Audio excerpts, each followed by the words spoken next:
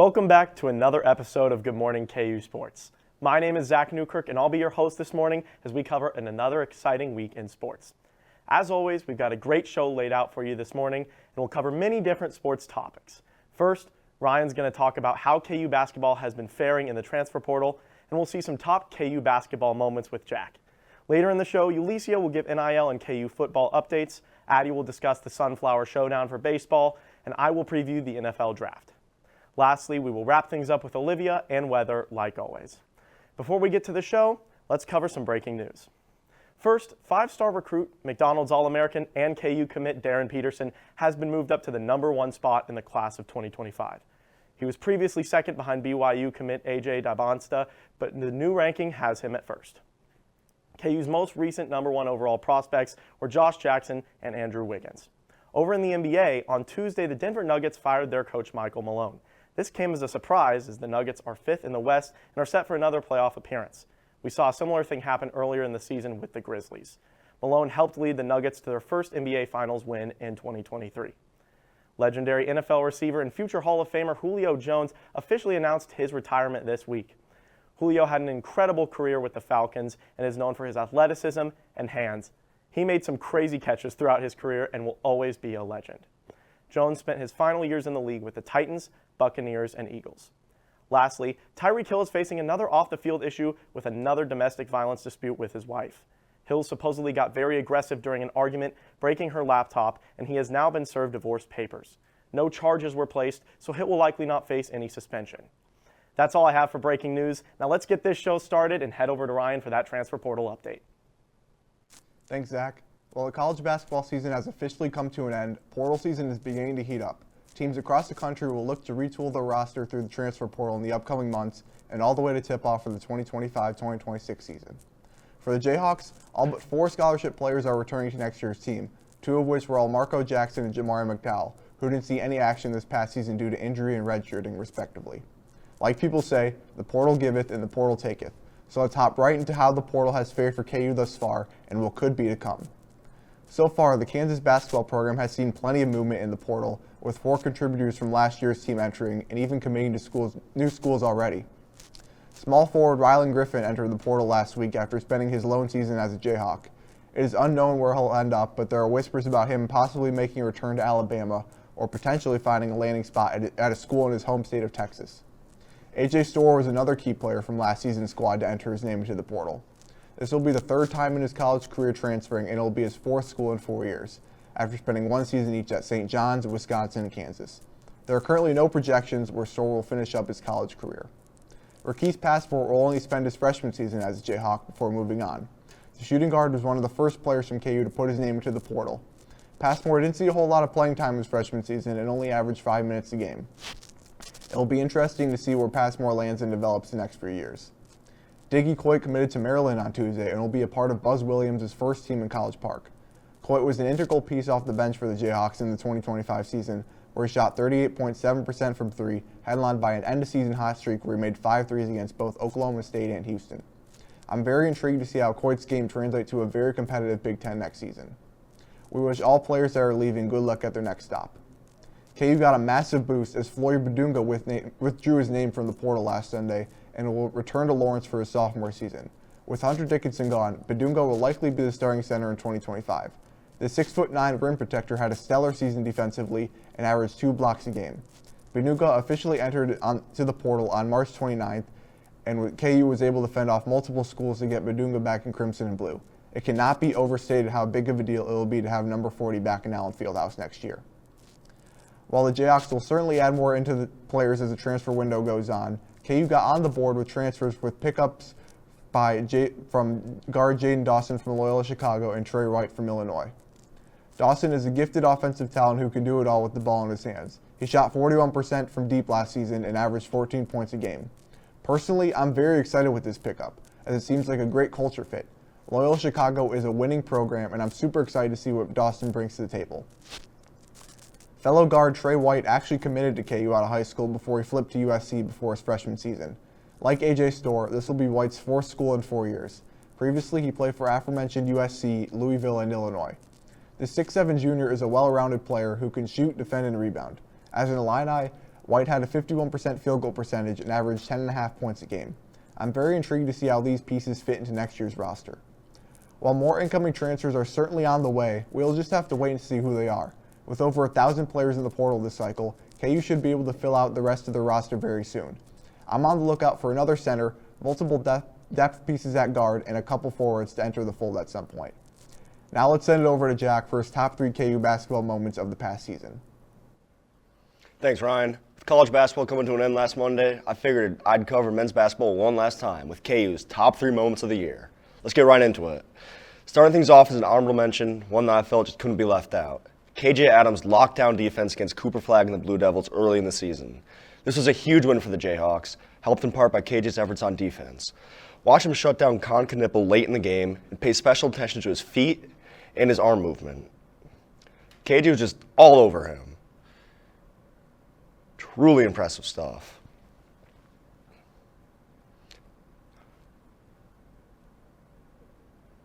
Coming in at number 3 is his step-back 3 from Zeke Mayo against UCF in the Big 12 tournament. We get a nice pass from Storr, nice screen from Dickinson, and Mayo maneuvers around the defender and sinks a 3. I don't even know if you can call that a step-back. It looks more like a glide-back. Very smooth stuff. At number 2, we have a huge dunk from Flory Badunga against Houston to give KU the lead in a very close game. Just take a listen to the crowd pop.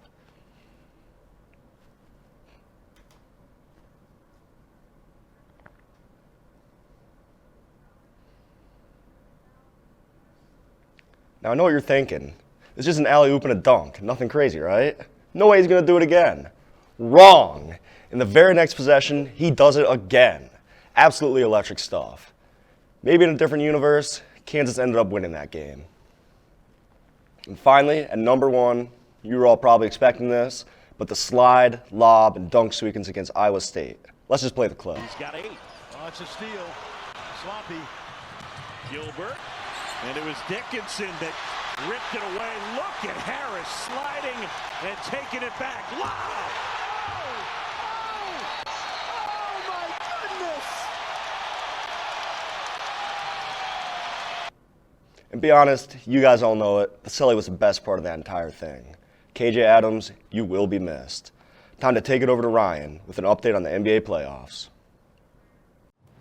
You may not hear it at first, but it's there. Our chant, rising.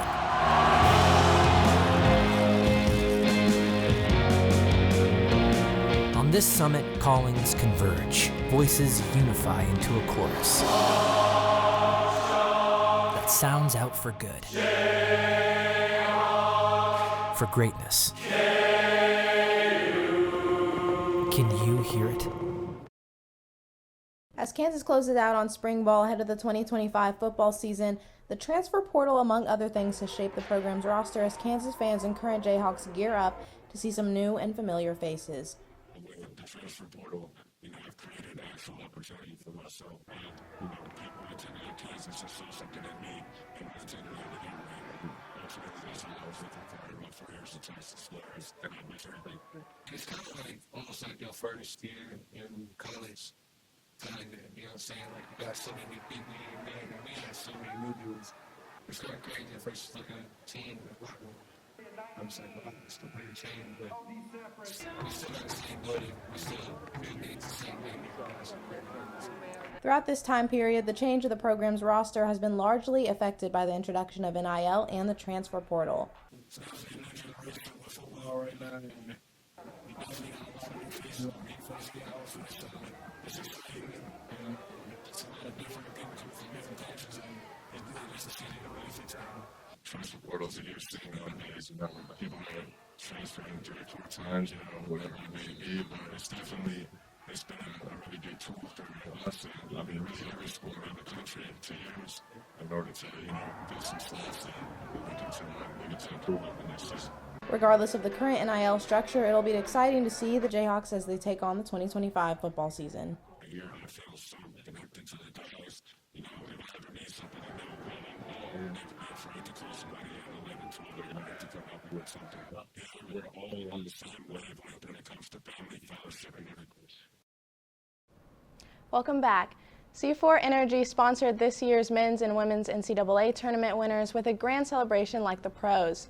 Whenever an NBA or WNBA team wins a championship, it is tradition to pop bottles and a shower of champagne after the victory.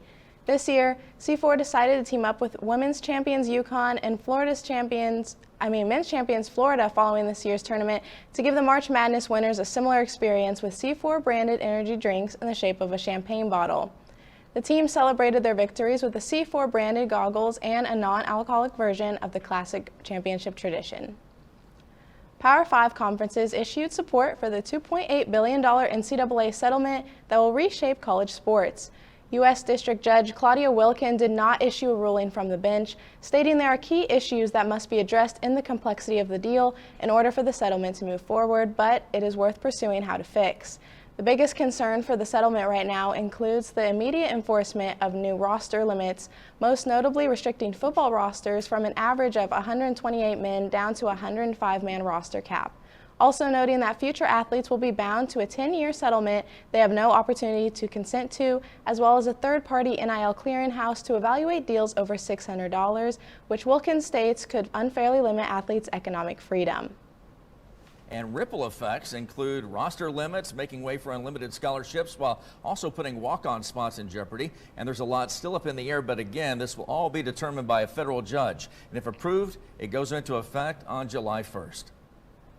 What gives this settlement its most stability right now is the unified support among the ACC, Big Ten, Big 12, Pac-12, and SEC conferences amid legal scrutiny.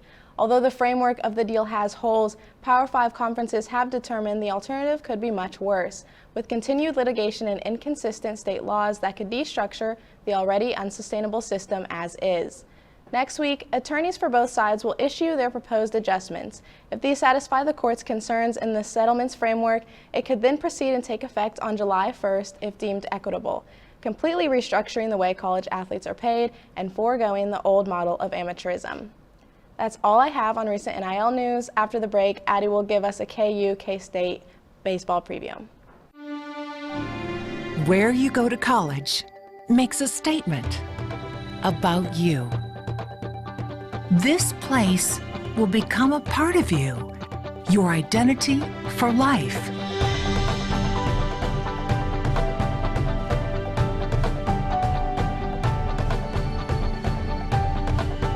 The University of Kansas, a great place to be you.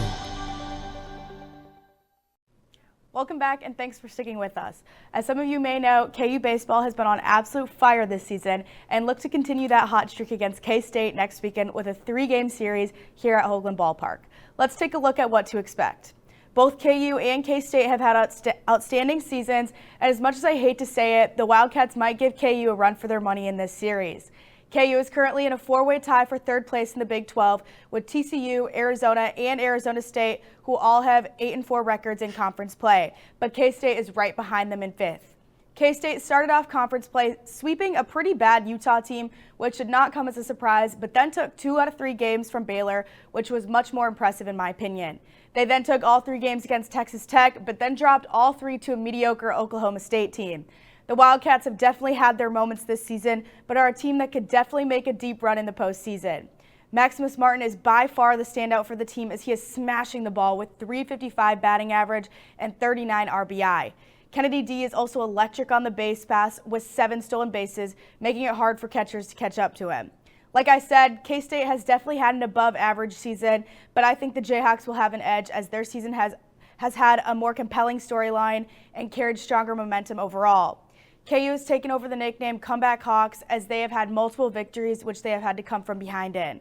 The Hawks had 3 walk-off wins in the span of 11 days, including this crazy walk-off slam from Dariel Osoria. Take a look. A magical comeback in the bottom of the 9th on home opening night. Swung on and lifted way back. Are you kidding me? That ball is gone. A rock chalk walk-off. A grand slam homer. Dariel Osoria makes magic happen, and the Jayhawks walk it off on opening night. That is awesome. there's no better feeling than walking off a game. This team is special and extremely fun to watch. Looking ahead to the series, the Jayhawks are statistically better than K-State in pitching, hitting, and fielding, so realistically, KU should have no issue. But K-State is fighting for a top 5 finish in the Big 12 for the first time since 2010, and with only a few conference games left, they will most definitely be playing with an extra edge. I look for senior left-hander Jacob Frost to shut down Brady Ballinger and company. Frost has been lights out on the mound so far and has proven to be the team's ace this year. K-State has a combined ERA of 5.23 compared to KU's 4.38, so K-State pitching definitely needs to be throwing it next weekend. It's no secret KU's offense is one of, if not the best in the Big 12. I really want to see the bottom half of the lineup, though, start to produce, as Chase Diggins and Sawyer Smith have struggled to see the ball against good pitching. If the bottom half of the order can produce, I think that'll be the difference maker in this series. I also just have to believe that our home field advantage will play into the game, as Hoagland is becoming one of the best venues in the country. We are 1 week out from potentially one of the best Sunflower Showdowns we've ever seen. I cannot wait to watch this electric series, with first pitch being next Friday the 18th at 6 p.m. Back to you, Zach. Thanks, Addie. We're a couple months into the NFL offseason and finally just a few weeks away from the 2025 NFL Draft. The draft is a huge moment for players who are getting their dreams fulfilled and for teams who are picking their next set of superstars. Let's take a look at some of the biggest names and projected picks for this year's draft, as well as a couple sleeper picks that could be later round players with big upside. First, the projected top 5 picks. Cam Ward has been the most popular projected first overall pick. The QB from Miami has had an incredible college career, and he appears to be the most talented quarterback in this year's draft. The Titans hold the first pick and are in need of a quarterback, so Ward will likely go first. How the next few picks will go is heavily debated. Some say that the Browns will pick Shedeur Sanders at number 2 because they could use a quarterback and because of the culture that he brings with him. Sanders has raised questions to if he is truly NFL ready, and there's a chance we see him fall to the Giants at 3 or even further. Another player I would expect to go to see in the top 5 is Travis Hunter. The 2024 Heisman winner and two-way player will be a huge weapon for whoever drafts him and will likely go very high. Penn State edge Abdul Carter is also in the running for a top pick. He has drawn some injury concerns, but is an explosive player and has stayed in the conversation for a top 5 pick. To wrap out the top 5, there are a number of players who could be picked. The Jaguars currently hold the 5th pick and have multiple holes to fill. They could grab star running back Ashton Genty or add to their O-line with a tackle like Armand Mimbu from Mizzou or Will Campbell from LSU. Lastly, I predict we could see a pass rusher like Mason Graham of Michigan or Jalen Walker of Georgia. Any of these players could be drafted 5th, or something unexpected could happen, but I predict we will see the Jags take a tackle at 5. My first sleeper pick may be a little bit biased, but I'm going to pick Devin Neal. Neal was absolutely incredible at KU, breaking records with electric touchdown scoring runs. He has also held his own and looked really good in showcase opportunities such as the Senior Bowl and the Combine. I think Neal will be a great addition to whichever team drafts him, even though he is getting slept on in a very deep and talented running back class. Finally, a couple other players that may go in later rounds that I see having big impacts in the NFL are Syracuse QB Kyle McCord, TCU wide receiver Jack Beck, UNLV wideout Ricky White III, and Texas running back Jaden Blue. That's all for now on the NFL Draft. Stay tuned because coming up after the break, Olivia is going to give us the weekly weather rundown.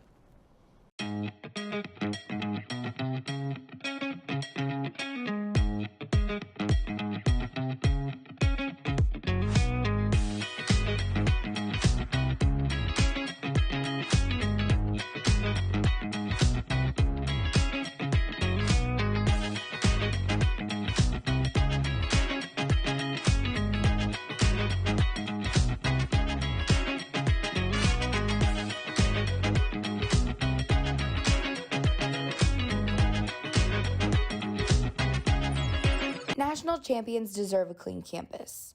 Don't wait for other Jayhawks to pick up your mess. Keep the University of Kansas clean.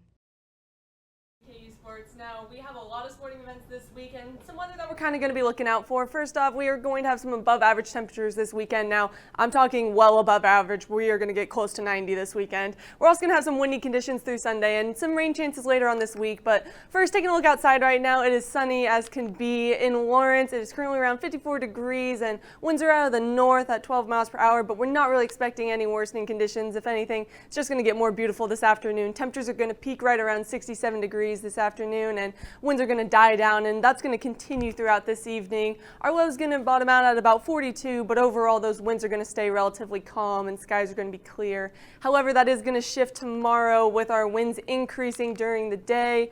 We are expecting some faster winds from the south at about 10 to 20 miles per hour with gusts upwards of 30. So if you're going to be out and about tomorrow, expect that. But that southerly winds is going to bring those warmer temperatures right around 76 for our high tomorrow, and that's just going to increase. We're expecting our temperatures to reach 89 degrees on Sunday. That's well above average, about 20 degrees above average. That's very different than what we were experiencing earlier this week, where our temperatures were well below average, and then we've been right around average the past couple days, but this is a nice warming trend to have for this coming weekend. As for our sporting events, we do have softball in Lawrence this weekend, so their starting temperatures are going to be really nice this weekend. It is going to be a little bit windy for both their Saturday and Sunday start times, but overall not too bad of playing conditions for them. As for our baseball team down in Fort Worth, Texas, they're going to be in the 80s for all their start times, and those windy conditions are also going to be down there in Texas as well. Now, looking ahead, we are expecting some rain chances to kind of impact the Lawrence area. This is Wednesday afternoon into Wednesday evening. We're expecting kind of some scattered showers to occur across the area, and maybe another round of some light showers occurring on Thursday as well. But overall, we still don't know a lot about this. It's still a bit early, so that'll be something to kind of watch throughout the week. Overall, not really expecting anything super severe with it as well. For the rest of our sporting events, we're honestly looking pretty good for most of our events. It might be a bit windy again on Sunday for our men's golf team in Iowa, as well as our women's tennis team here in Lawrence. Overall, not too bad. And then looking ahead into early next week, we're looking to expect not too bad conditions as well for our women's golf and women's tennis team down in Texas for their tournaments, and maybe some rain chances later on Thursday associated with those showers. Now, going ahead into our 7-day forecast, we're not really expecting too crazy weather throughout the week. Again, just that temperature trend early this weekend. Really nice weather, but it is going to go back to normal, unfortunately. We're going to be right back around 60 to 70 degrees Monday and Tuesday with a slight warming trend back to above average conditions with those showers on Wednesday and Thursday. Zach? Thanks, Olivia. Though Kansas weather can get a little bit crazy, I'm glad to see it will stay relatively warm next week.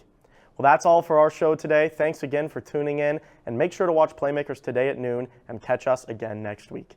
Get out and support KU Sports. Have a great weekend, and as always, rock chalk.